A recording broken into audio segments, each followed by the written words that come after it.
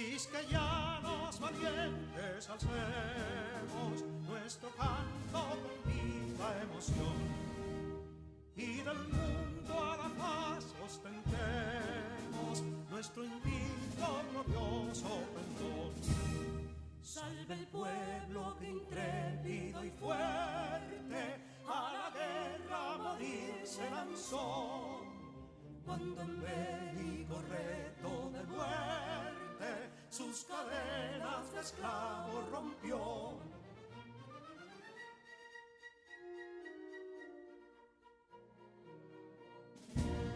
Ningún pueblo ser libre merece si es esclavo, indolente y servil.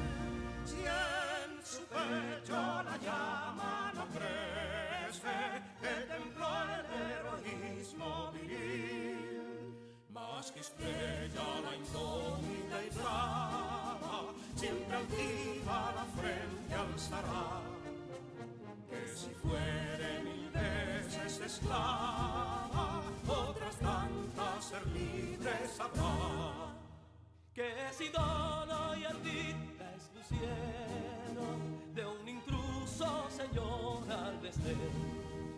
Las carreras veler campos fueron, que cubiertos de gloria se ven. Que en la cima del heroico baluarte de los libres el verbo encarnó, donde el genio de Sánchez y Duarte a ser libre o morir enseñó.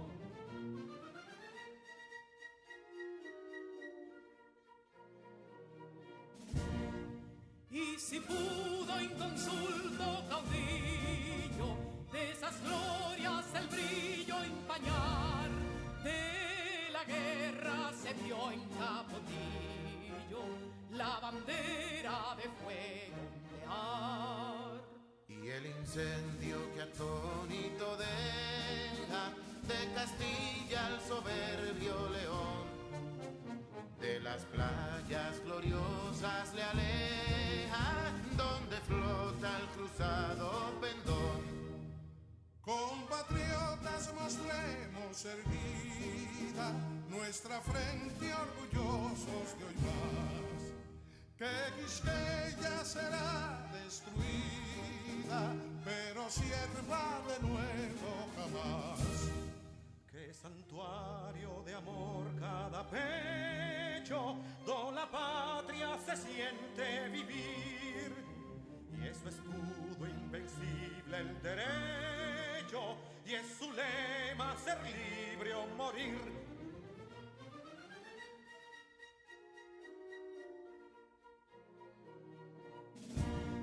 Libertad que aún se yergue serena, la victoria en su carro triunfal, y el clarín de la guerra resuena, pregonando su gloria inmortal.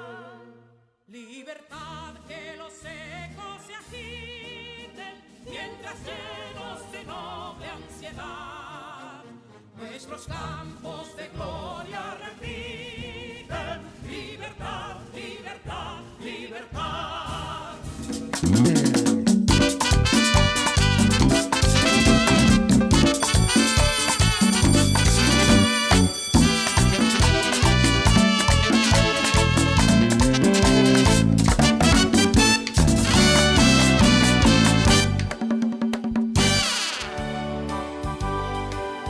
Interrogante.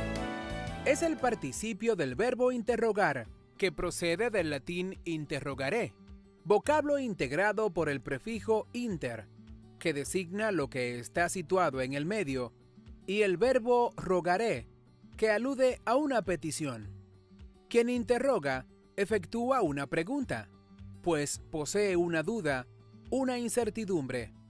Esta situación no aclarada o dudosa es lo que constituye un interrogante, y también es interrogante el sujeto que hace la pregunta para aclarar sus dudas.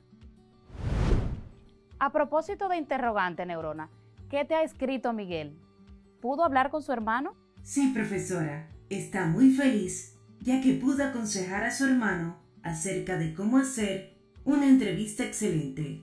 Me alegra bastante por Miguel y por ustedes. Tomen nota que vamos a seguir aprendiendo sobre la entrevista, porque realizamos una entrevista con el propósito de obtener información de interés para un público en general. Consideremos asimismo que la entrevista siempre emplea oraciones interrogativas. Estas permiten al entrevistador cuestionar a su entrevistado con el fin de extraer alguna información necesaria y que pueda satisfacer ese objetivo previsto.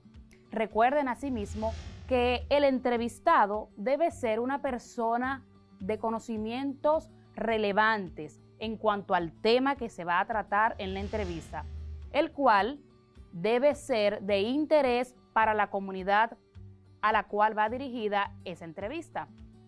A propósito de lo cual, los invito ahora a ver la siguiente entrevista. ¿Qué piensas acerca de los animales en peligro de extinción? Yo creo que es una desgracia porque no es posible que todos los animales mueran por culpa nuestra. ¿Qué podrías hacer tú para ayudar en este problema? Recoger toda la basura, cuidar los bosques y cosas que estén en nuestras manos para solucionar este problema. ¿Cuál crees que es la primera causa de que muchos animales estén en peligro de extinción?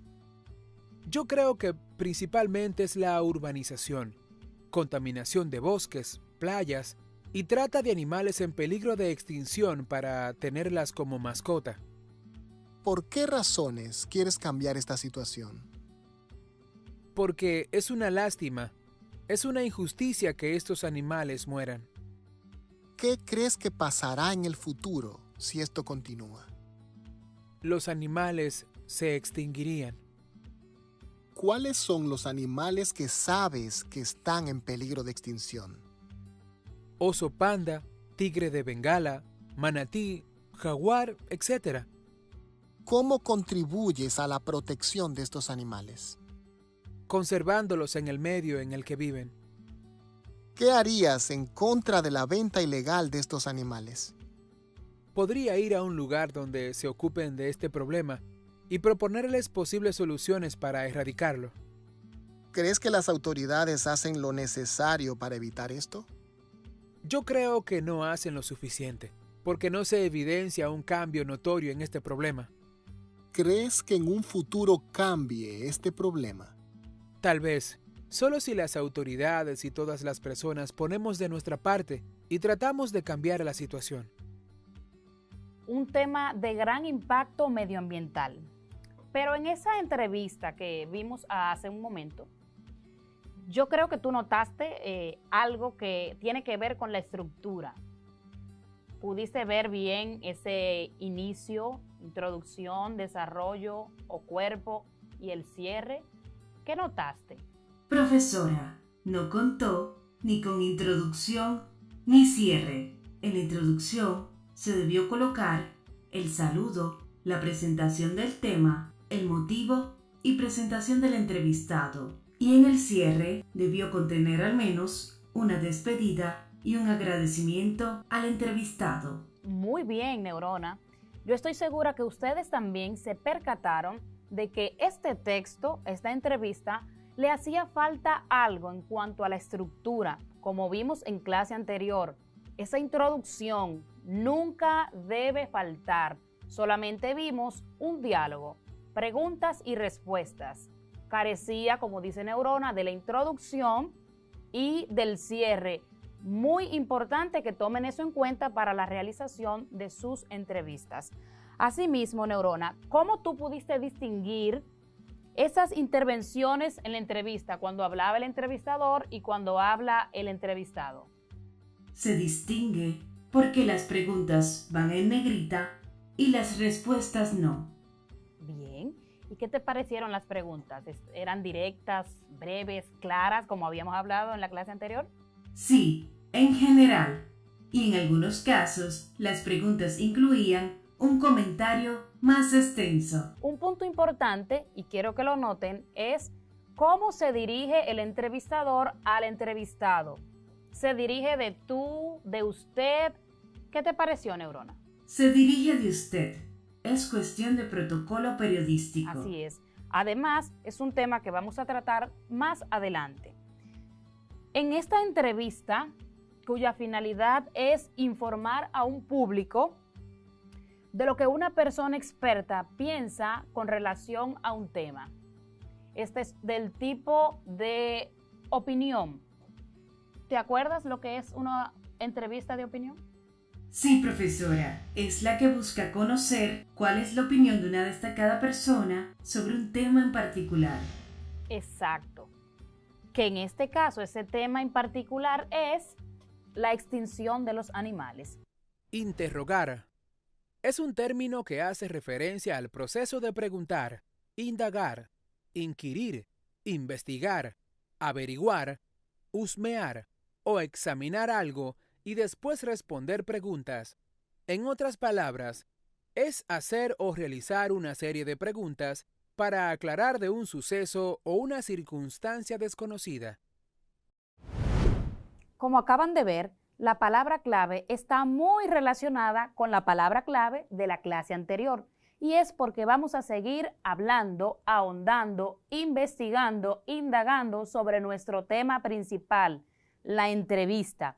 Y hoy vamos a conocer cuáles son esas oraciones que predominan en una entrevista. Además, dicen por ahí que preguntando se llega a Roma. Y el que no pregunta posiblemente se esté coartando a adquirir conocimientos. Así que pregunta, cada vez que no sepas, pregunta. Y si tienes duda, pregunta otra vez. Neurona, ¿tienes alguna pregunta? No, profesora, por el momento no tengo. Yo sí tengo una para ti. ¿Cuáles son esas oraciones, de acuerdo a este texto que analizamos en la clase anterior?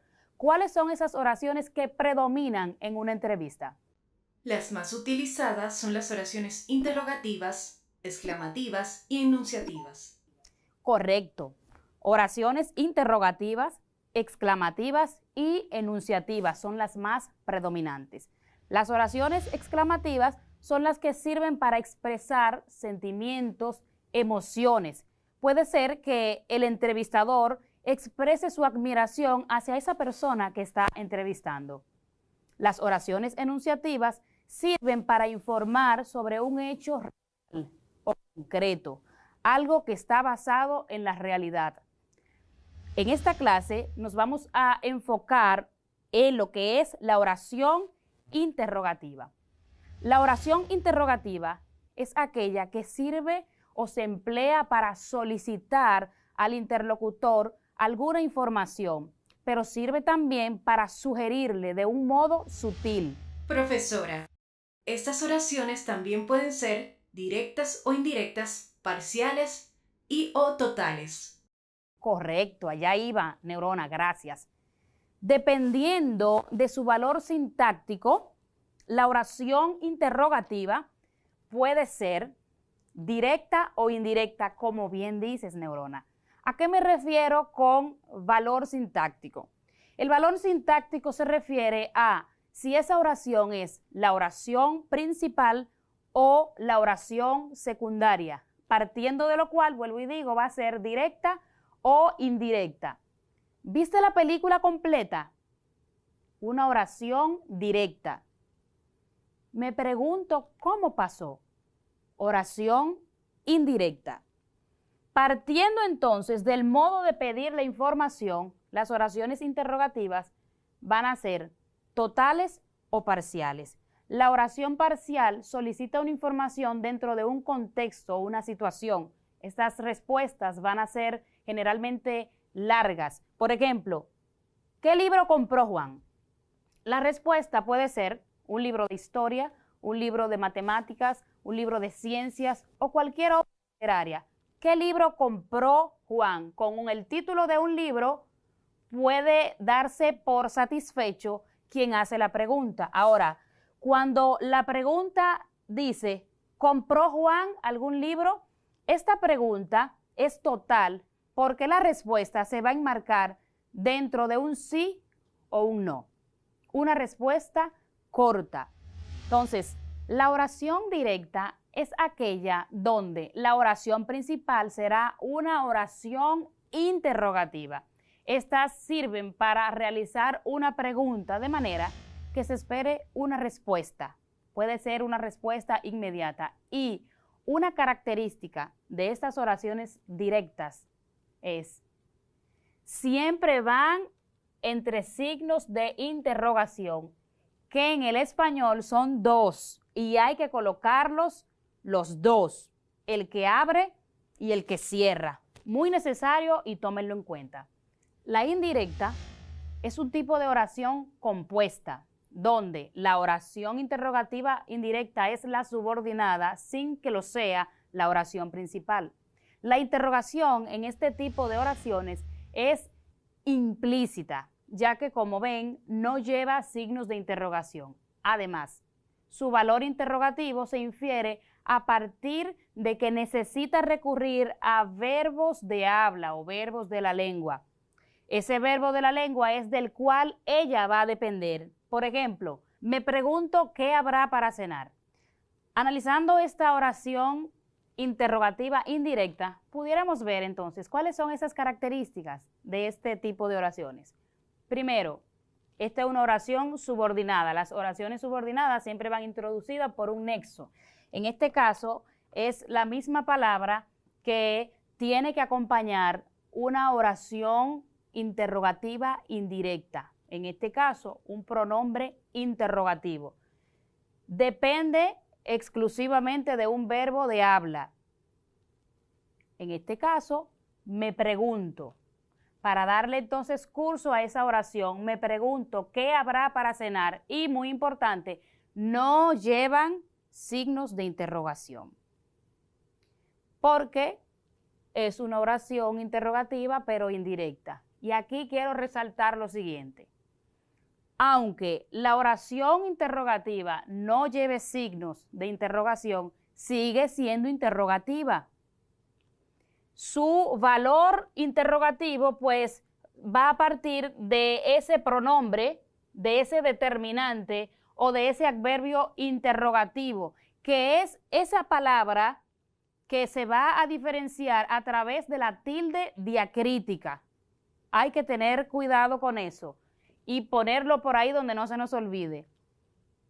Este tipo de oración siempre hay que darle la entonación de una oración interrogativa y es lo que va a permitir que podamos también diferenciarla de una afirmación o de una oración enunciativa.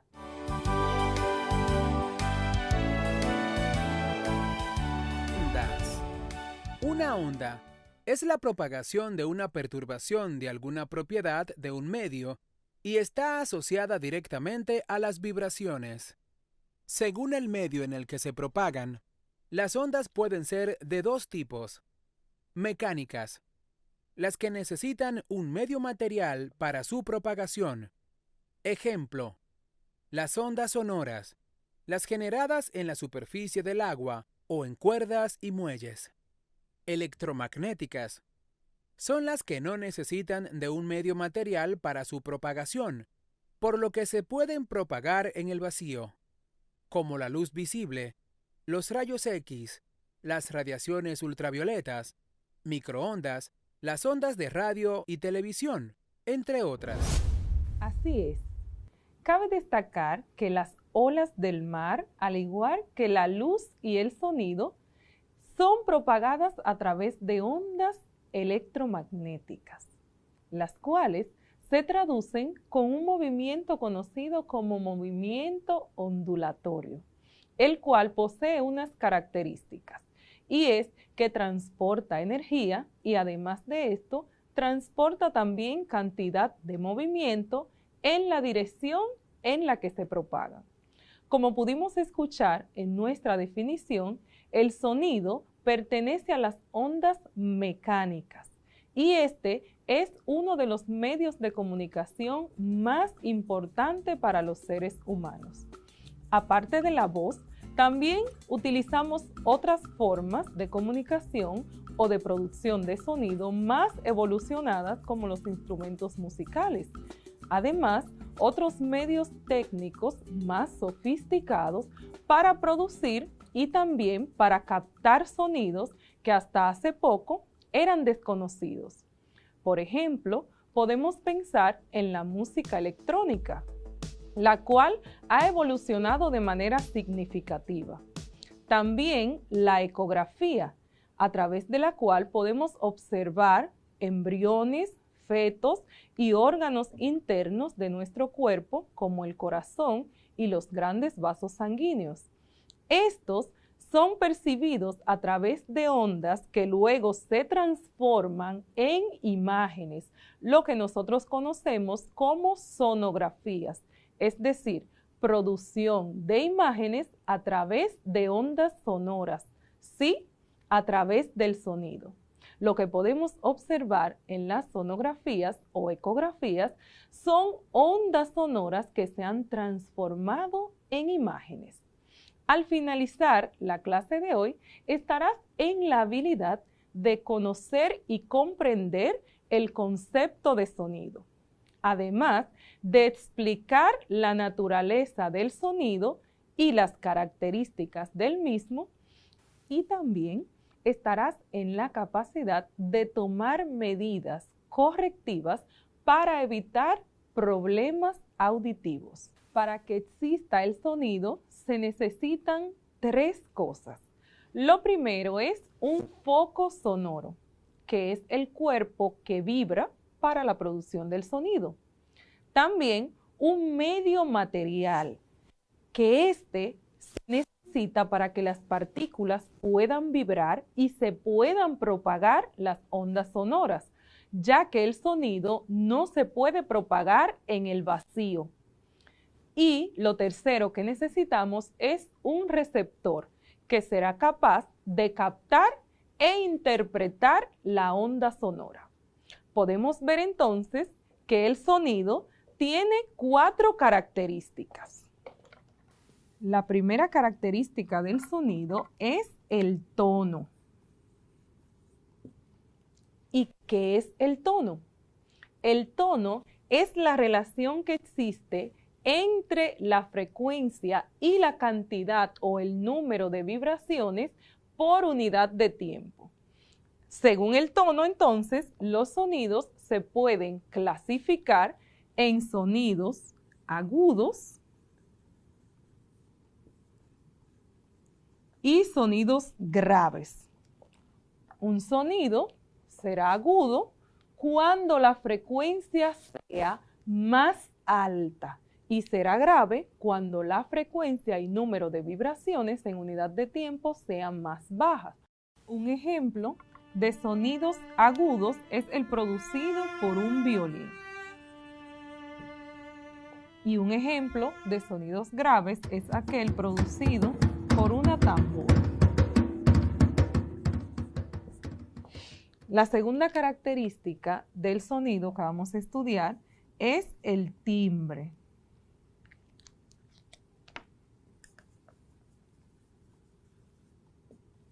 Que el timbre es una cualidad del sonido que permite distinguir entre sonidos iguales, pero producidos por diferentes fuentes sonoras. Y en esta podemos ver sonidos claros, sonidos sordos, sonidos agradables y sonidos molestos. Veamos entonces sonidos agradables y molestos. En los sonidos agradables podemos mencionar el sonido de los árboles cuando son batidos por el viento. Y en los sonidos molestos, el ruido que es producido por un avión.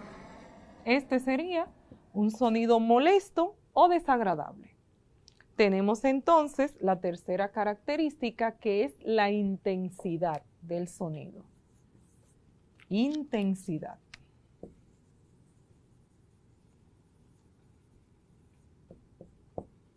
Esta característica o cualidad nos permite diferenciar y clasificar los sonidos en sonidos fuertes y débiles.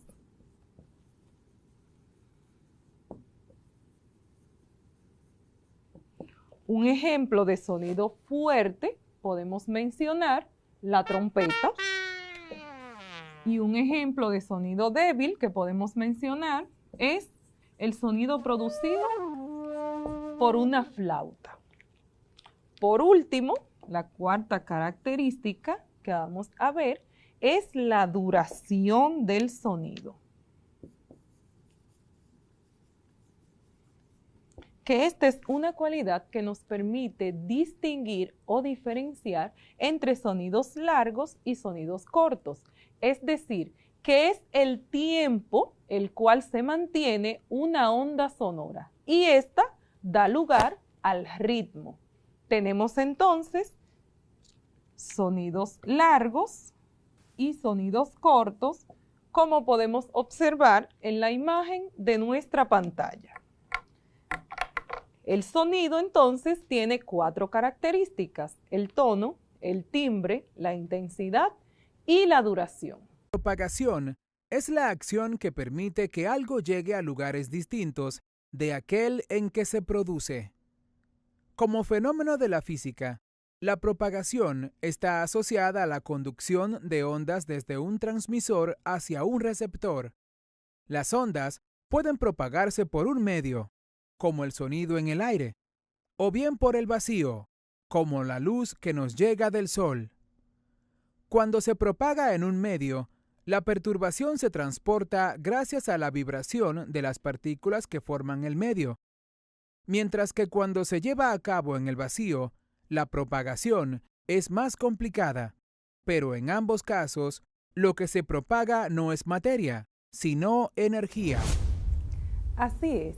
En las clases anteriores estuvimos hablando de que las olas, el sonido e incluso la luz son transmitidas a través de ondas y estas se propagan por medio de un movimiento conocido como movimiento ondulatorio, el cual puede transmitir energía y cantidad de movimiento en la misma dirección en que se propagan sus ondas. Y el día de hoy conoceremos las características de este movimiento ondulatorio. Al finalizar nuestra clase de hoy, estarás en la capacidad de comprender y conocer el concepto de movimiento ondulatorio, además de explicar cómo se propagan las ondas. También describir elementos necesarios para el estudio de los fenómenos ondulatorios y, lo más importante, identificar en tu entorno la utilidad de las ondas y su importancia para la vida cotidiana. El movimiento ondulatorio es un movimiento que se da sobre un medio continuo en el que una perturbación o efecto pequeño se propaga desde una partícula a todas las partículas vecinas sin que exista un flujo de materia, pero con transporte de energía en el medio. Es decir, no existe un flujo de masa o materia, pero sí existe energía en el medio en que se propaga. En nuestra vida cotidiana, en nuestro entorno e incluso en todo el universo, existe un gran número de ondas. Por ejemplo, el sonido que escuchamos, las cuerdas de una guitarra cuando es tocada. También están las ondas sísmicas que se pueden transformar en terremotos. Además, las ondas de choque que se producen cuando un avión supera la velocidad del sonido. Todas estas que hemos mencionado hasta ahora son ondas mecánicas, es decir, que necesitan de un medio físico para propagarse, ya sea gas, líquido o sólido. Pero también existen otras ondas que son electromagnéticas, las cuales se pueden propagar en el vacío, es decir, que no necesitan un medio físico para su propagación. Por ejemplo, la luz que nos permite ver los colores y las imágenes, también las ondas de radio, las señales de televisión, los teléfonos celulares, los rayos X que nos permiten hacer diagnósticos de enfermedades y observar órganos internos, además el Internet sin cable. Todas estas y mucho más son propagadas a través de ondas, es decir, que nuestro universo está cargado de ellas. Y una onda es un fenómeno físico que consiste en la propagación de una perturbación o efecto a través de un medio. Si observas la imagen que aparece en tu pantalla, puedes apreciar cuáles son las partes de una onda. Neurona, ¿podrías definir estas partes? Claro que sí. Una onda se compone de las siguientes partes. Cresta es el punto máximo en la ondulación. Valle es el punto más bajo de una onda. Período es el tiempo que demora la onda en ir desde la cresta hasta la siguiente, o sea, en repetirse. Amplitud representa la variación máxima del desplazamiento, la distancia vertical entre la cresta y el punto medio de la onda. Frecuencia es el número de veces que la onda se repite en una unidad determinada de tiempo. Y por último, longitud de onda es la distancia entre dos crestas o dos valles consecutivos de la ondulación. Muy bien. Ahora bien, cuando una onda llega a la superficie que separa dos medios, pueden ocurrir varios fenómenos. Y en nuestra clase de hoy vamos a estudiar dos de estos. El primer fenómeno es la reflexión de la onda, que ocurre cuando la onda rebota o se refleja en la superficie de separación, de manera que cambia la dirección de propagación de esta onda, a excepción de la incidencia perpendicular. En esta no varía la velocidad de propagación. Por ejemplo, la luz que se refleja en un espejo.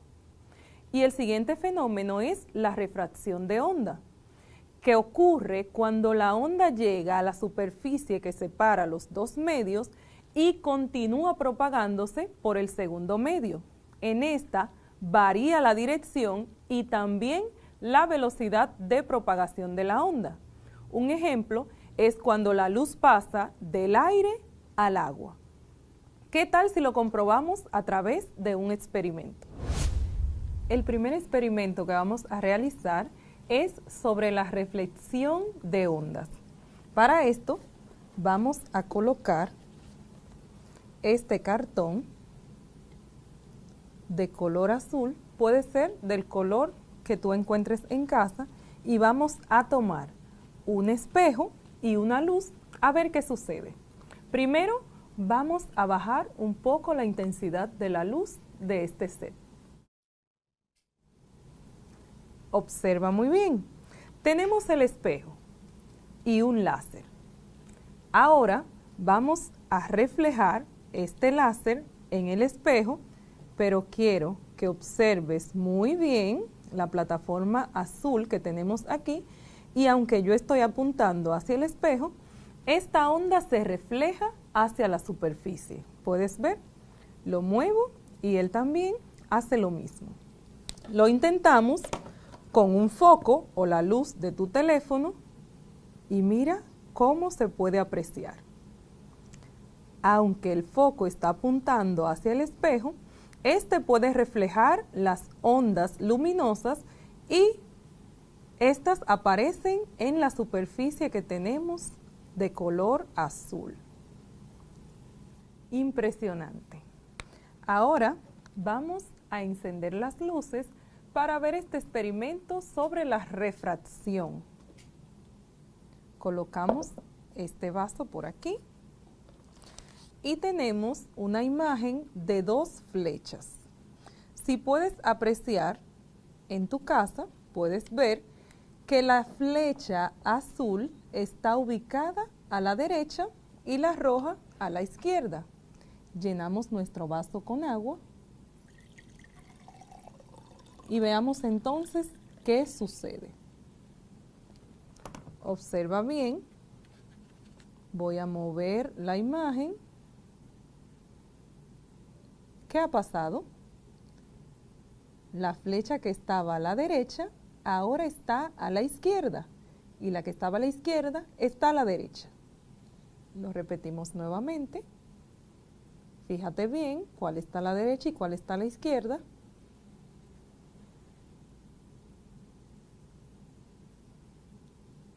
¿Ves? Este fenómeno se conoce como refracción. Veámoslo ahora a través de un lápiz. Cuando introducimos el lápiz en el agua, vemos que las ondas que están en el aire y las que están dentro del agua, pareciera que el lápiz está cortado, debido a que la velocidad de las ondas en el aire y en el agua es distinta. Vemos que cambió su velocidad y también la dirección cuando chocó con la superficie de un medio. ¿Lo ves?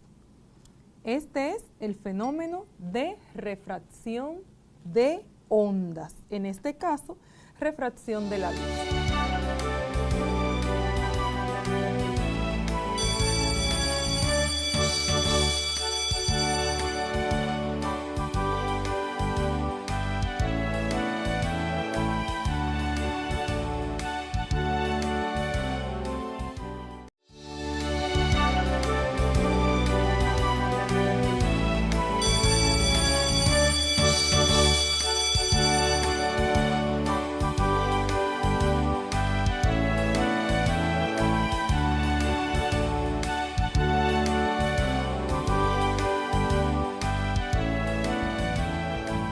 Comma is a punctuation mark indicating a pause between parts of a sentence or separating items in a list.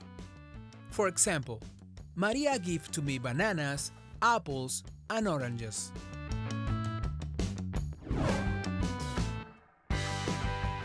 Coma es un signo de puntuación que indica una pausa entre partes de una oración o que separa elementos en una lista. Por ejemplo, María me dio plátanos, manzanas y naranjas. Interesting. Very good. Take notes. Take your pencil, take your notebook, and write it down. Vamos a escribir, toma tu lápiz, tu cuaderno, y vamos a ver el uso que tiene la coma. Tiene varios usos. Vamos a ver uno a uno. Pero antes, vamos a decirte esta pequeña información. Comma is a very useful punctuation mark. Punctuation is a very specific mark of symbols that we use to express meaning of our sentences. The comma separates ideas from each other, and it lets us know what certain phrases is punctuating someone else's words and has a dozen of other functions. La coma tiene muchísimas otras funciones. Separa una idea de otra. Cuando tú vas a citar a alguien, también usas las comas. Y tiene, como te dije, muchísimos otros usos que vamos a ver en breve en un dictado. Sí, vas a tomar un dictado el día de hoy. ¿De qué? De los usos que tiene la coma en inglés. Vamos a ver qué te parece, Neurona. Teacher, es decir, que sin las punctuation marks no sabríamos cuándo una oración empieza y cuándo otra termina, ya que no tendríamos pausa, o si una oración es una pregunta o una expresión. Ya voy comprendiendo la importancia de estos. That's the reason why I ask you to take notes in your notebook, because you need to learn and practice these rules. Por eso es que te digo, te invito a que tomes tu cuaderno, tu lápiz, para que tomes las reglas, te las puedas aprender y practicarlas. ¿Me sigues? Vamos a hacer este pequeño dictado. Vamos a ver, vamos a dictar 5 reglas. Paso por paso. Va a aparecer en pantalla el ejemplo en cada caso. Te voy a dar un tiempo prudente para que puedas copiar cada regla. Recuerda que la coma tiene uso específico y vamos a ver cuáles son estos usos. ¿Te animas? Neurona, ¿lista? I'm ready. Ok, vamos a empezar. Number 1. A comma separates 2 sentences when putting a full stop between them seems to create an unnecessarily long pause. For example, Mark went by bus and Allison took a train. Number 2. A comma separates items in a list. For example, we bought apples, peaches, grapes, and orange in the fruit market. Number 3. A comma is used after an introductory word or phrase, such as the end of the day, however, in contrast, another. For example, nevertheless, we managed to get home until sunset. Number 4. If you have a tag question at the end of your sentence, you also need to use a comma to distinguish it from the rest of the sentence. For example, you are going to the party this weekend, aren't you? And number 5, that is the last one. Take note, if you are directly addressing someone, you need a comma. For example, James, what are you doing tomorrow after school? Teacher, también algunos datos dicen que otro uso es que la coma puede ser añadida antes y después de una información. Como por ejemplo, when I'm back on Monday, you can come over and hear about my trip. Great job, Nirum. Remember that we use a comma to separate two sentences from each other. We use a comma to make a list of people or things and other uses. Sentences add two commas to separate the extra information. ¿Qué vas a hacer? Vas a colocar dos comas para separar las informaciones que están extra. Iniciamos. ¿Lista, neurona? I'm ready. ¿Listos en casa? Iniciamos. My mother, Julie, is the most loving person I know. My mother, Julie, is the most loving person I know. Excellent. Letter B. This Friday, on his birthday, Jim won't be coming into work. This Friday, on his birthday, Jim won't be coming into work. Excellent job. Vamos a continuar. Hay otras dos oraciones con otro mandato.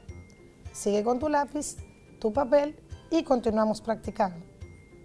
And now you have to add comma to each of the following examples to show where two sentences are connected.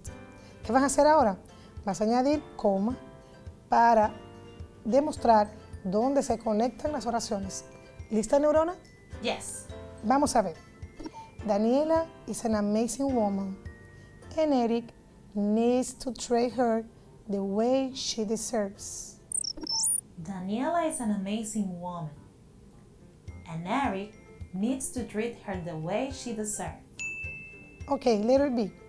George is my cousin, and on Friday, we are going to watch a movie together. Jorge is my cousin, and on Friday, we're going to watch a movie together. Muy bien, neurona. Ahora vamos a hacer uno bien sencillo. Vamos a hacer, basado en los pasos, de crear un playlist. Teacher, ¿lo puedo hacer yo sola? Adelante.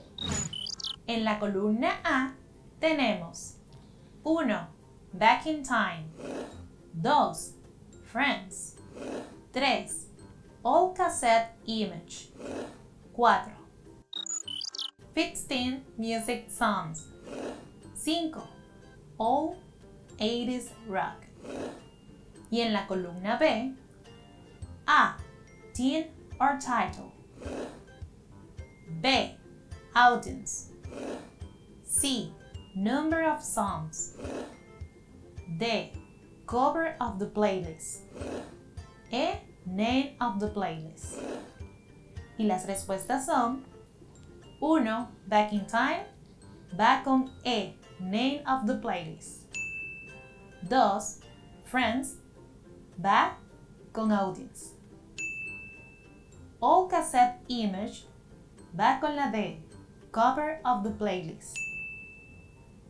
El 4, 15 Music Songs, va con la C.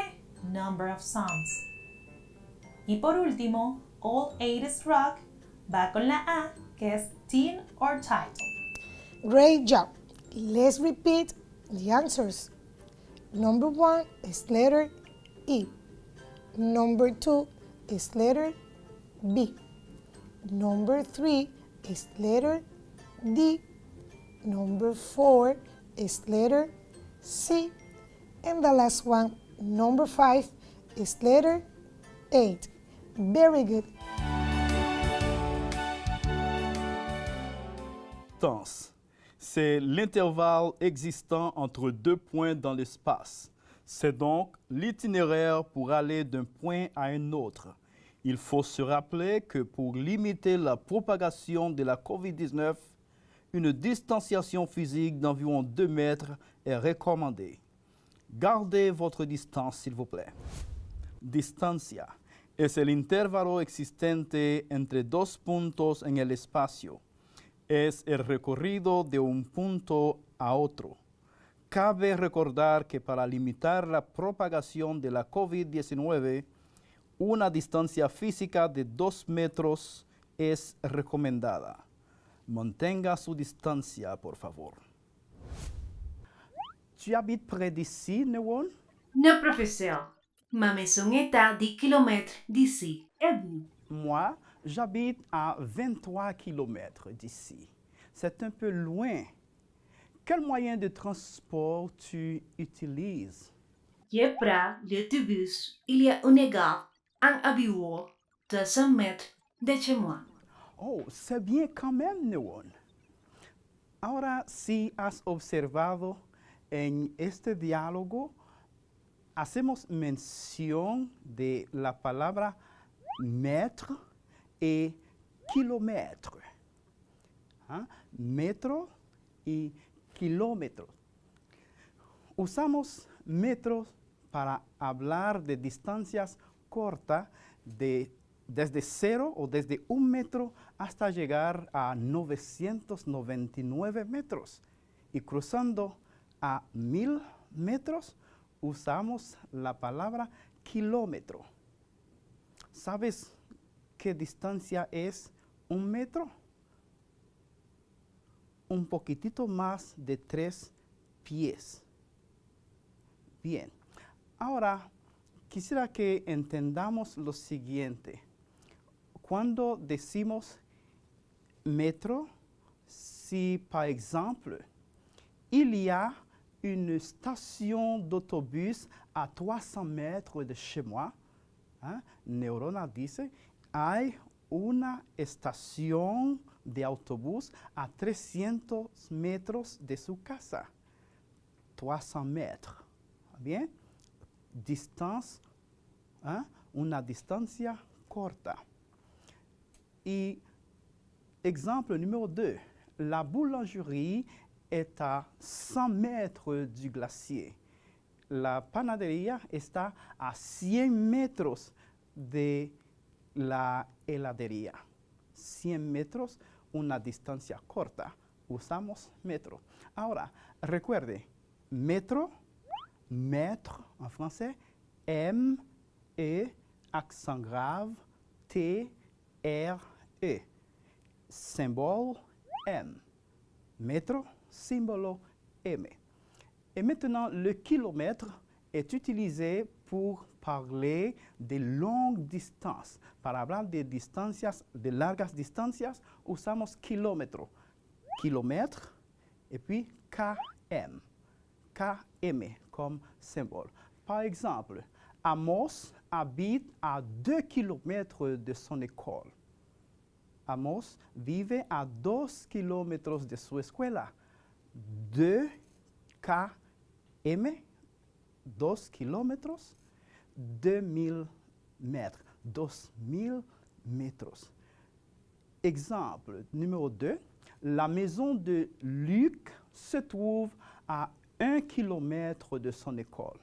La casa de Luis se encuentra a 1 kilómetro de su escuela. Y espero que tú también hayas podido elaborar sus expresiones diciendo a qué distancia se encuentra tu casa de tu escuela. Maintenant, nous vous présentons notre segment à savoir, à saber, sin diccionario. Traducción. Ese es muy fácil. Traducción. Très bien. Distance. Significa distancia. Más fácil de ahí, imposible. Exactement. Mètre. También es súper fácil. Metro. Ouais. Kilomètre. Indiscutiblemente, profesor, se refiere a kilómetro. Exactement. Limite. Incluso se escribe igual que su traducción. Límite. Exactement. Limite. Ahora bien, ¿has visto qué fácil es? Tú también puedes elaborar tu lista de palabras que puedes traducir o interpretar de francés a español o viceversa sin diccionario. Maintenant, écoute et choisis la réponse correcte. Ahora escucha y responde o selecciona la respuesta correcta. Numéro 1. Carlos va à l'école. A. En train. B. En bateau. C. À vélo. La C. À vélo. À 500 mètres. Exactement, à vélo, à 500 mètres. Numéro 2. Pour aller au travail, ma mère prend A. Le bus. B. Le bateau. C. L'avion. La A. Le bus. 23 kilomètres. Très bien. Numéro 3. Carlos va au parc. A. À pied. B. En bus. C. En métro. La A. A pie. 220 metros. Très bien. Numéro 4. La famille Acevedo Pérez va chez le glacier. A. En bateau. B. À vélo. C. En voiture. La C. Voiture. 10 kilomètres. Exactement. Numéro 5. Le père de Carlos va à la boulangerie. A. En métro. B. En autobus. C.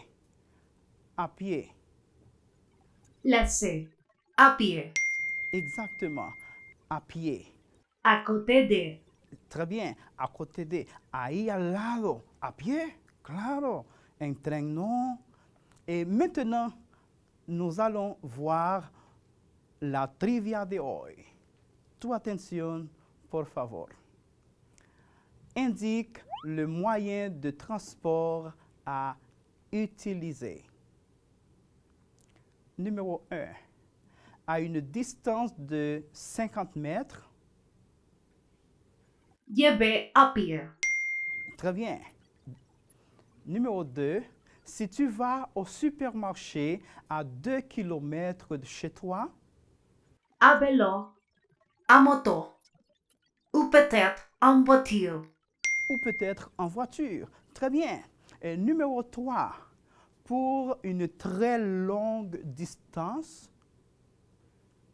On peut aller en voiture, autobus, métro, train, etc. Vacances. Les vacances représentent une période d'arrêt légal pendant laquelle une personne cesse ses activités habituelles. Dans le cadre des centres d'études, elles sont fixées selon un calendrier. Vacaciones. Las vacaciones representan un periodo de descanso legal durante el cual una persona toma un receso de sus actividades habituales. En el caso de los centros de estudios, son fijadas por un calendario. Y ahora te invitamos a que observes las imágenes y textos sobre las vacaciones de Sara en República Dominicana. Les vacances de Sarah en République Dominicaine. Les vacances de Sarah en République Dominicaine. Elle s'appelle Sarah. Elle a 14 ans. Elle habite à Paris, la capitale de la France. Elle est très contente car elle part en vacances en République dominicaine. Elle quitte sa maison en voiture avec ses parents pour se rendre à l'aéroport Charles de Gaulle à Paris. Elle est arrivée à l'aéroport international de las Américas en République dominicaine. Elle prend un taxi pour se rendre à l'un des meilleurs hôtels de Santo Domingo, la capitale de la République dominicaine. Le jour suivant, elle visite la zone coloniale. 3 jours plus tard, Sarah prend l'autobus pour aller à Puerto Plata pour rencontrer ses parents qui visitent aussi la République dominicaine. Ils ont beaucoup aimé la plage et la cuisine dominicaine. Ça a été pour eux de bonnes vacances. Et maintenant, voyons les lieux mentionnés dans la présentation du voyage de Sarah.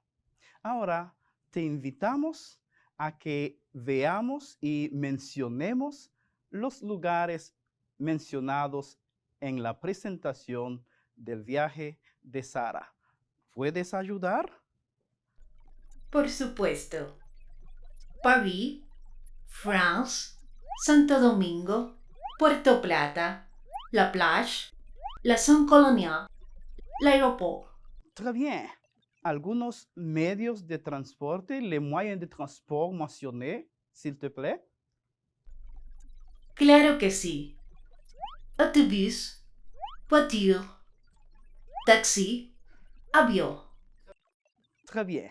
Et maintenant, considérons quelques autres expressions. Par exemple, elle part en vacances. Ella se va de vacaciones. Elle quitte sa maison. Ella deja su casa pour se rendre à l'un des meilleurs hôtels para dirigirse a uno de los mejores hoteles.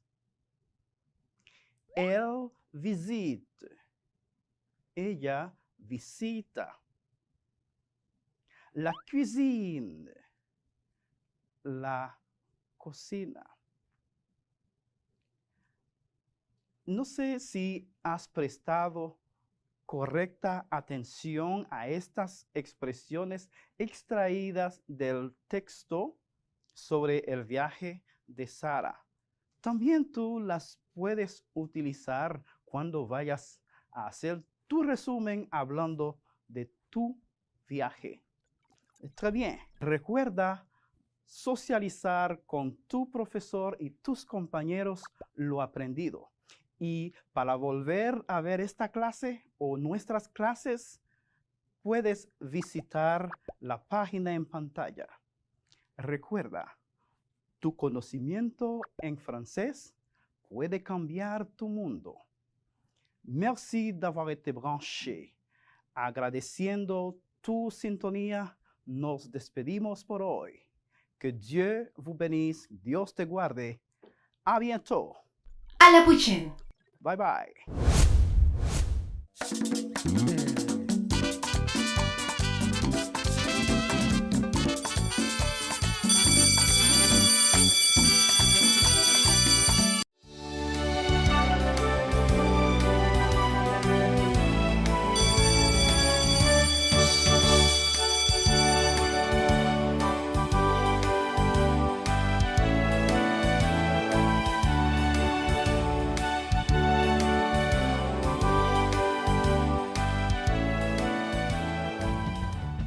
Conjunto. Es una colección de elementos con características similares, considerada en sí misma como un objeto. Los elementos de un conjunto pueden ser las siguientes: personas, números, letras, figuras, etc. Se dice que un elemento o miembro pertenece al conjunto si está definido como incluido de algún modo dentro de él. Perfecto. Conjunto es nuestra palabra clave. ¿Y qué tema nosotros vamos a trabajar hoy? Pues el tema que vamos a trabajar es resolución de inecuaciones lineales. Bien, bastante sencillo. Cuando nosotros resolvemos una inecuación lineal, lo que estamos buscando es cuáles números me van a hacer verdadera la inecuación que me están presentando. Esta cantidad de números agrupados me van a formar lo que le llaman el conjunto solución, que es los números que van a hacer verdadera esa inecuación. Pero también cuando nosotros vamos a resolver esta inecuación es necesario que tomemos en cuenta aquellas propiedades que habíamos visto sobre las desigualdades. ¿Las recuerdas? Sí. Vamos a ver si las retomamos un poquitín. Suponemos que tenemos tres valores: A, B y C, donde A y B son números reales. C también es un número real, pero con la característica de que C va a ser mayor que 0 o diferente que 0, diferente de 0. Veámoslos en la pizarra. Planteamos A, B, C como números reales, donde C va a ser diferente de 0. Y vamos a partir de la expresión de que A va a ser menor que B. ¿Recuerdas? Podemos decir que esta expresión es verdadera. Si esta expresión entonces es verdadera, ¿qué nosotros hacemos? Vamos a recordar cuáles son las propiedades de las desigualdades, que me decía que si a A yo le sumo un número, que en este caso va a ser C, y a C y a B le voy a sumar ese mismo número, pues esa desigualdad se va a mantener. Por tanto, yo podría escribir A más C va a ser menor que B más C, siendo C un número cualquiera, ¿verdad? Ahora, también habíamos dicho que en la desigualdad A menor que B, si tengo a C para multiplicar, yo voy a obtener, y esto por C, yo voy a obtener la misma desigualdad. Ahora bien, ¿qué va a pasar? Que en este caso, C tiene que ser mayor que 0. Si C es diferente de 0, el tratamiento es diferente. Yo tendría A por C y B por C. Cuando C sea menor que 0, pues entonces en este caso la desigualdad va a variar, va a cambiar el sentido. Si aquí era menor, pues entonces en este caso será mayor. Esto nosotros lo aplicamos para nosotros poder resolver lo que son inecuaciones. Bien, vamos a ver. Si tenemos esta expresión, x menos 2 mayor que 1, podemos ver ahí que tenemos una inecuación. Perfecto. Vamos a resolverla. ¿Cómo lo hacemos? Lo primero que tenemos que tomar en cuenta es que esta variable tiene que quedar sola. Ese es nuestro principal objetivo. dejar la X sola. ¿A quién me está acompañando o de quién está acompañada X? En este caso, de negativo 2. Como X está acompañada de negativo 2, nuestro propósito será quitar ese negativo 2 de ahí, ¿verdad que sí? Porque recuerda que habíamos dicho que ponemos todas las variables de un lado y todos los números enteros o las cantidades conocidas de otro lado. Bien, para nosotros lograr eso, aplicamos lo que es la inversa de esa operación. Vamos a eliminar el negativo 2. Como es negativo, aplicamos su inversa, que es positivo. Entonces tendríamos X menos 2, la inversa de él, que sería más 2, mayor a 1. Para mantener la igualdad, como de este lado pusimos más 2, pues también de este lado debemos poner más 2. ¿Bien? Ahora resolvemos. Fíjate que tengo negativo 2 más 2. Cuando yo resuelva eso me va a dar 0. Por tanto, puedo eliminarlo. Y me quedaría aquí X, el signo de mayor, y 1 más 2, que sería 3. ¿Qué me quedaría? X mayor que 3. ¿Qué significa eso? Pues que el valor de X va a ser todos los valores que sean mayores que 3. Por ejemplo, vamos a tomar un valor, un número mayor que 3. ¿Cuál sería? Podría ser 4. Entonces vamos a comprobar. Si comprobamos,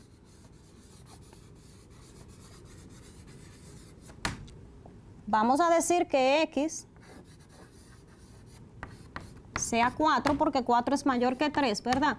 Vamos a comprobar que tomando a X con el valor de 4 y tomamos la expresión X menos 2 mayor que 1.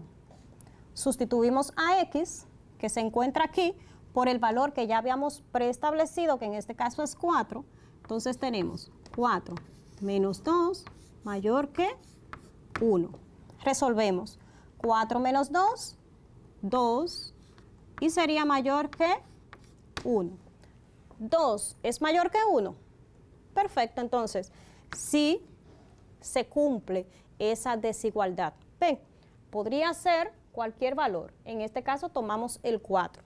Perfecto. Componer consiste en separar las diversas partes que forman un compuesto. Es cuando una expresión algebraica se expresa en forma de multiplicación de otra.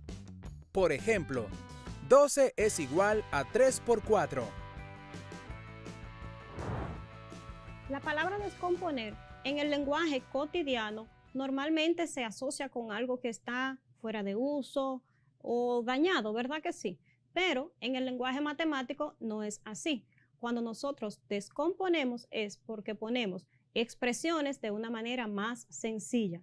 En este caso la expresamos como multiplicaciones. El tema de hoy es factorización de expresiones algebraicas con la forma x al cuadrado más bx más c. Ese es nuestro tema de hoy. Bien, existen 3 tipos de trinomios. ¿Los recuerdas? Bien, tenemos el trinomio cuadrado perfecto, tenemos el trinomio de la forma x al cuadrado más bx más c y tenemos el trinomio de la forma ax al cuadrado más bx más c. Hoy vamos a centrarnos a desarrollar y a factorizar lo que es el trinomio de la forma x al cuadrado más bx más c. Acompáñame y vamos a ver cómo se resuelve. Si tenemos la expresión y cuadrado más 16y más 64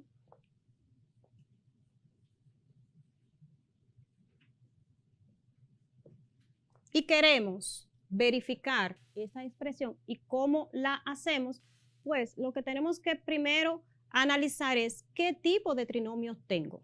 Bien, eso es el primer paso para nosotros factorizar. ¿Cómo es esa expresión? ¿Cuáles son las características? Verifiquemos. En este caso vemos que esta expresión es y cuadrado, por tanto tiene un número que es una raíz una raíz cuadrada exacta. También vemos esta expresión que es un cuadrado exacto. Bien, o sea, 64 tiene una raíz cuadrada exacta. Ya esas características me van dando una idea de qué tipo de trinomio es. Luego, si yo verifico, Neurona, ¿me puedes ayudar aquí? Sí. Si yo quiero buscar la raíz de y cuadrado, ¿cuál sería? Y. La raíz cuadrada de y cuadrado es y. ¿Y la raíz de 64, Neurona, la sabes? Sí lo sé, es 8. Entonces, tenemos y tenemos 8 como factores de esta expresión, ¿verdad que sí? Verifiquemos. Si yo multiplico 8 por y, ¿qué me daría? Bueno, abrimos paréntesis y sería y más 8 a la 2. Perfecto, eso es si yo desarrollo completamente, ¿verdad? Pero vamos a verificar algo primero. Si yo multiplico 8 por y, me daría 8y. Si eso lo multiplico por 2, sería 16y, que es la expresión que tengo aquí. Cuando hago esto, inmediatamente me doy cuenta que lo que tengo es un trinomio cuadrado perfecto. Y ya Neurona nos dio la respuesta. ¿Cuál era la respuesta, Neurona? Abrimos paréntesis y colocamos y más 8 a la 2. Perfecto. Sería y 8 elevado al cuadrado. En este caso, más. ¿Por qué más? Porque es el signo del segundo. En este caso ya esa expresión está factorizada, pero es un trinomio cuadrado perfecto, ¿verdad que sí? Esa es la expresión. Ahora, ¿qué pasa en este caso? Si tenemos la expresión x al cuadrado más 8x más 15 más 8x más 15. Verifiquemos el tipo de trinomio que es. Es lo primero que debemos hacer. Verificar el tipo de trinomio que es. Bien, vemos que el primero tiene una raíz cuadrada exacta porque es un número que está elevado al cuadrado. Pero en el tercer término, en la tercera parte aquí, vemos que tenemos un 15. Ese 15 no tiene una raíz cuadrada exacta. Por tanto, tenemos que descartar que sea un trinomio cuadrado perfecto, ¿verdad? Inmediatamente ya nos damos cuenta de eso. Ahora, ¿qué tipo de trinomio es? Verifiquemos. El primer término está elevado al cuadrado. El segundo está elevado a la 1 y tengo un término independiente, o sea, ya este trinomio está ordenado. También verificamos que en la primera parte, en el primer término, el coeficiente que tengo es 1. Bien, ese coeficiente es 1. Por tanto, podemos decir que es un trinomio de la forma x al cuadrado más bx más c. Lo hacemos así. X al cuadrado más bx más c. Comprobamos o rectificamos. El primer término está elevado al cuadrado.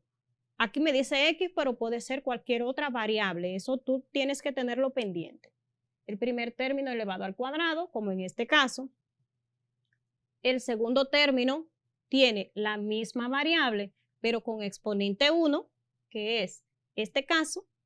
Y en el tercer término es un término independiente. Bien, aunque ahí diga x, b, bx y c, recuerda que pueden ser cualquiera de las letras del alfabeto, que es simplemente para representarlo. Por tanto, este trinomio decimos que es de la forma x al cuadrado más bx más c. Bien, una vez ya yo lo identifiqué, pues procedo a realizar su factorización. Se factoriza de una manera bastante sencilla. ¿Cuál es el primer paso? El primer paso es hacer dos binomios. Tomamos dos paréntesis y en el primer paréntesis y en el segundo, como primer elemento voy a tener la raíz cuadrada del primer término. ¿Cuál es el primer término aquí? X al cuadrado. ¿Cuál es la raíz cuadrada de X al cuadrado? Perfecto. Sería X. Y lo coloco en el primer paréntesis, pero también en el segundo. Luego de esto vienen los signos. ¿Cómo busco los signos que llevan esos paréntesis? Bien, tomo el segundo signo o el signo de la segunda componente, que en este caso es positivo, y va en el primer paréntesis. Ahora, ojo, en el segundo paréntesis yo voy a aplicar la ley de los signos o la ley de la multiplicación para poner el signo de esta parte. ¿Cuál es? Bueno, tengo signo positivo y signo positivo. El producto de dos cantidades con signo positivo es positivo. Bien, recuerda que es la multiplicación que apliqué ahí, la ley de la multiplicación en los signos. Muchas personas dicen más por más. Recuerda, ¿qué es lo que tienes? Dos expresiones con signos iguales, por tanto es positivo. En el primero tomo el primer signo, ¿bien? Del factor número 2. Y para el segundo, la multiplicación de ellos, o lo que es, aplico la ley de la multiplicación para ellos dos, que sería más y más, más. Una vez yo tengo esto, ya yo tengo el resultado casi. ¿Qué es lo que tengo que buscar? Sencillo. Dos números que multiplicado me den 15. Multiplicado me den 15. Y esos mismos dos números, cuando yo lo adicione, cuando yo lo sume, me van a dar 8. Es como si fuera un juego. Dos números que tú multiplicado te den 15 y que sumado te den 8. ¿Cuáles serían esos números? Perfecto, podríamos decir que sería 5 y 3. ¿Cómo que 5 y 3? Bueno, pues 5 por 3 daría 15. Y 5 más 3 daría 8. Bien, y ya ahí estaría resuelta esa parte. Y ahí estaría factorizada esa parte. Según el diccionario de la Real Academia de la Lengua Española, es el conjunto de rasgos propios de un individuo o de una colectividad que los caracterizan frente a los demás. Además, es la conciencia que una persona o colectividad tiene de ser ella misma y distinta a las demás. Pues bien, conociendo el concepto que es la identidad, vamos a aplicarlo con todo lo que tú has aprendido. Y es lo siguiente. El proceso de una historia se da paso a paso, como tu historia personal. El cuento que tú haces sobre lo que te pasó hace 2 años o hace 3 años, lo hace porque ese tiempo ya pasó, lógicamente. Así pasa con la historia. Lo que decimos hoy de República Dominicana es porque ya pasó. Y resulta que en el pasar de esos años es que se posibilita construir tu identidad y construir la identidad de una nación. ¿Por qué? Porque son los sucesos que dan paso a la construcción identitaria de una nación. Es decir, que hoy día, a la edad que tienes, tú puedas decir, yo soy fulano de tal, hijo de fulano, de tal lugar, que me gusta esto, que me gusta lo otro. Es posible porque en tu vida ha pasado un largo tiempo que hoy tú puedes llegar a definirte. Identidad es igual a definición personal. Así pasa con los países. Gracias a los acontecimientos que han ocurrido dentro de ellos, ya sea por cuestiones internas, o sea, por quienes viven allá, o por aquello que ha ocurrido por influencia externa, todo eso constituye el panorama que un punto llega a decirle somos República Dominicana. Porque realmente la identidad se va construyendo poco a poco, paso a paso. Y este proceso lleva consigo elementos cruciales. 1. Elemento de historia. 2. Identificación cultural. 3. Prácticas de costumbre. Y 4. Vivencia de tradiciones. Esos elementos dan luz. ¿Por qué? Porque te identifica a ti de otros. Bien, en casa, tú puedes decir, somos dos hermanos, pero él y yo somos diferentes, por esto, esto y aquello. Distinciones mínimas. Pero cuando se habla a nivel de nación, de identidad nacional, tú logras definir varios elementos de nosotros, dominicanos, que nos diferencian de otras personas.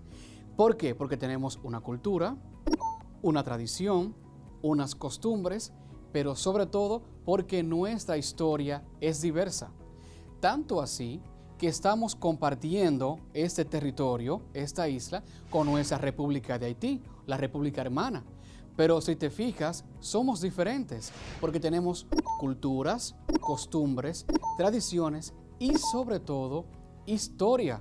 ¿Recuerdas bien que fuimos colonizados por imperios, por coronas diversas? Entonces, esos elementos van constituyendo lo que es la identidad de una nación. Esto luego tiene su explicación en la práctica. En la práctica, ¿por qué? Porque por el simple hecho de tú ver a una persona con ciertas facciones, tú dices, ese como que es asiático. O lo miras por cómo habla y dice, por cómo habla el español, de seguro que su idioma no es el español. Eso tú lo puedes hacer porque sabes bien identificar una persona de un lugar y de otro lugar. Y esas personas son a su vez de países diversos. ¿Qué ocurre? Tenemos primero la identidad nacional y luego eso lleva a la identidad personal. Yo digo hoy, soy Luis Quesada, dominicano, porque ya República Dominicana tiene una identidad. Esa es la idea esencial. Y mira qué pasa, a lo interno de un país, esa identidad se explaya. ¿Dónde? En su música, en su literatura, en la cultura misma del teatro, hasta en el cine. Porque tú ver una película europea es distinta a una película estadounidense. Hasta ese nivel tú puedes diferenciar. ¿Por qué? Porque somos de una nación diferente. Estamos hablando de la identidad nacional. Y recuerda bien que ya hemos estudiado que cuando te hablo de nación es el conjunto de personas que habita en un espacio geográfico. Cada población es una nación. Nosotros somos una nación porque dentro de este territorio, dentro de ese espacio geográfico, hay un grupo específico de personas que vive aquí. Hay un punto esencial que debes saber y es que la identidad yo puedo asumirla o no. Y tú preguntarás, ¿pero cómo? ¿Y cómo es que se construye la identidad? Entonces podemos decir que la identidad nacional es el sentido de pertenencia que tiene una persona hacia el estado o país en el que reside. Esta tiene elementos que se vinculan con la cultura, el idioma, la religión o las costumbres que identifican una nación. Paralelo.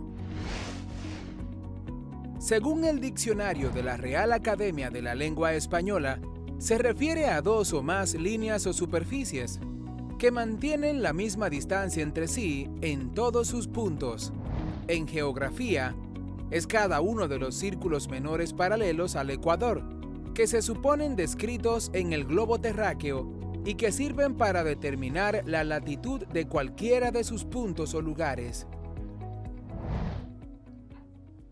¿Ves? De seguro ya habías escuchado sobre esta palabra, paralelo, porque en matemáticas ya la has trabajado. La esencia siempre es la misma. Si tienes un punto acá y frente a este tenemos otro punto en la misma posición, es un paralelo. Pero te preguntarás, ¿cómo se aplica esto a las ciencias sociales? En un momento vamos a explicar todo eso, pero sabes bien que debemos recordar qué hablamos la clase anterior, para que así podamos estar más ubicados en el conocimiento del día de hoy. Neurona, ¿nos ayudas con esa parte? ¿Qué hablamos la clase pasada? Hablamos que la identidad nacional nace del sentido de pertenencia y el proceso de identificación con las costumbres e historias de una nación. Además, aprendimos que ésta tiene sus inicios en el siglo XIX, tiempo en que muchas colonias alcanzaron su independencia. Para finalizar, hablamos de la presencia de la música en el proceso de independencia y el control de las potencias, reconociendo en esta oportunidad y medio de expresión cultural. Magnífico. ¡Qué apuntes, Dios mío! ¿Ves? Como de seguro lo tienes en casa. Con esto cerramos esa unidad de estudio, en la que hablamos que unas colonias se convirtieron en naciones independientes. Esas colonias que fueron controladas por imperios, por potencias, y que ese sometimiento económico, político e incluso cultural le llamamos hegemonía, el control. Bien, pero ya cerramos esa unidad de estudio en la que trabajamos arduamente. Hoy vamos a centrarnos en conocer el globo terráqueo. Vamos a centrarnos en un aprendizaje muy significativo para ti. Tan significativo que, fíjate, en casa de seguro tienes un reloj. Si no lo tienes, búscalo rapidito. Un reloj a mano. Y tú dirás, la hora, que es ahora mismo, ¿cómo se regula? ¿Cómo es que en Moscú tenemos una hora diversa aquí? ¿Cómo es que Madrid tiene una hora diversa a República Dominicana? ¿A qué se debe esto si estamos todos en el mismo mundo? Una pregunta muy interesante. También podrás preguntarte, ¿pero cómo es esto que cuando sale el sol aquí en Dominicana, todavía hay lugares en el mundo que es de noche? Podrías preguntarse eso, e incluso un poco más allá. ¿Has escuchado latitud, longitud, meridiano? ¿Cómo se conjugan tantas palabras diversas? Sencillo. Cuando tú ves un mapa, resulta que tú lo ves en 2D, según la dimensión. Lo ves muy plano. Lo puedes ver en tu computador, en tu tablet e incluso en tu mesa si tienes uno en casa. Pero ese mapa no tiene relieve. Y más aún, ese mapa no es cilíndrico, sino que es plano. Y tú dirás, pero si el mundo es redondo, ¿cómo es que este mapa es plano? Porque cuando se grafica el mapa mundi, para que tú puedas apreciar todos los países que hay en él, se te pone en plano. Pero sin embargo, se colocan unas indicaciones para saber dónde está cada país e incluso dónde está cada continente. Pero aparte de tenerlo en plano, ese mapa podemos verlo en otra manera. ¿En cuál? En el globo terráqueo. Ya cuando vamos al globo terráqueo, ese mismo mapa que tienes en tu mesa o incluso en tu computador, lo ves acá. Pero puedes apreciarlo como realmente es el planeta Tierra. Así redondo. Y tú dirás, profe, pero ya sabemos que es redondo. Lo sabemos ahora, porque en el tiempo de Galileo Galilei todavía se comprendía que la Tierra era plana. Por eso muchos navegantes tenían miedo a emprender rutas desconocidas, porque ellos pensaban que el mar, que el océano era plano y que llegaba un punto en el que se iban a caer. Imagínate qué curiosidad ni más grande. Pero también era el conocimiento que tenían en el momento. Ya hoy conocemos el globo terráqueo. Ese mapa mundi lo vemos ubicado acá, en esta esfera que es nuestro planeta Tierra. Acá vamos a aprender aquellas determinaciones que ayudan a ubicar un país, una región e incluso un continente. Lo primero es que tenemos una línea en el centro. Se le llama la línea del Ecuador. Esta que puede dividir el planeta en dos, porque en Ecuador, específicamente en Quito, está 0 grados. Se le llama el centro de la Tierra. De la mano a esta, como línea de referencia, tenemos el meridiano de Greenwich. Meridiano de Greenwich que atraviesa todo el planeta Tierra. Pero ¿qué pasa con este meridiano? Que no divide al planeta Tierra a la mitad como el Ecuador, sino que de manera diversa. Por lo tanto, aquí va el aprendizaje número 1. La línea del Ecuador es la que divide las latitudes y tenemos latitud norte y latitud sur. La línea del Ecuador es que divide esto. Sin embargo, la línea que pasa por el meridiano de Greenwich, que es un distrito Greenwich. Esta línea divide el este y el oeste. ¿Te fijas? Entonces, la latitud divide norte y sur y la longitud divide este y oeste. Así que cuando tienes un mapa y puedes ubicar el norte, estás ubicando latitud norte. Si estás ubicando el oeste, estás ubicando latitud oeste. Ahora bien, ¿qué pasa con esto? En matemáticas ya tú has estudiado lo que es el plano cartesiano. Y en el plano cartesiano tenemos grados. Se parte de 0 grado y se llega a 90 grados. Así pasa con el globo terráqueo. Si te fijas en esa parte de acá, hay unas numeraciones. La numeración de la latitud va desde 0 hasta 90 grados. Te decía que la línea del ecuador es 0 grado. Por lo tanto, si partimos de la línea del ecuador hacia el norte, esos grados van en positivo. Por lo tanto, tendríamos 10, 20, 30 hasta 90 grados, que termina en el polo norte o en el océano glacial ártico, allá arriba.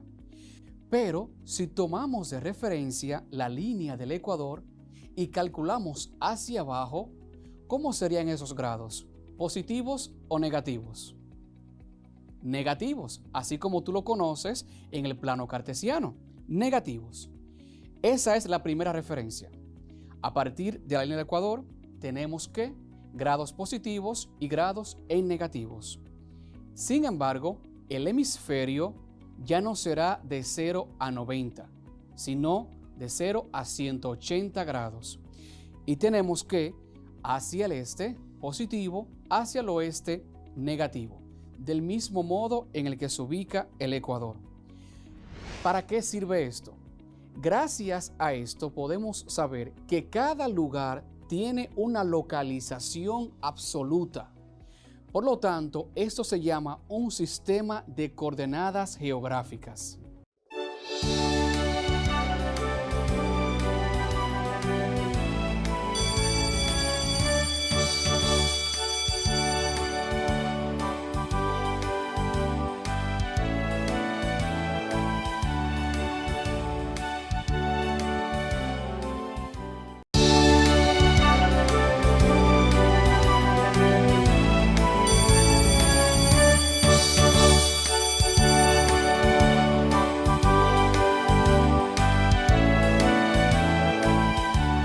Espero que las clases del día de hoy hayan sido de tu agrado, que hayas tomado notas o apuntes de los temas más relevantes del día de hoy. Recuerda tener tus útiles organizados y en un lugar visible para mayor facilidad a la hora de tus clases. También recuerda respetar las normas establecidas para preservar la salud, como cuáles: mantener el distanciamiento, lavarte las manos varias veces al día y usar tu mascarilla facial. Recuerda también contactar a tu maestro del aula, quien está esperando para aclarar tus dudas y tus inquietudes. Y con esto te digo que nos vemos en la próxima entrega.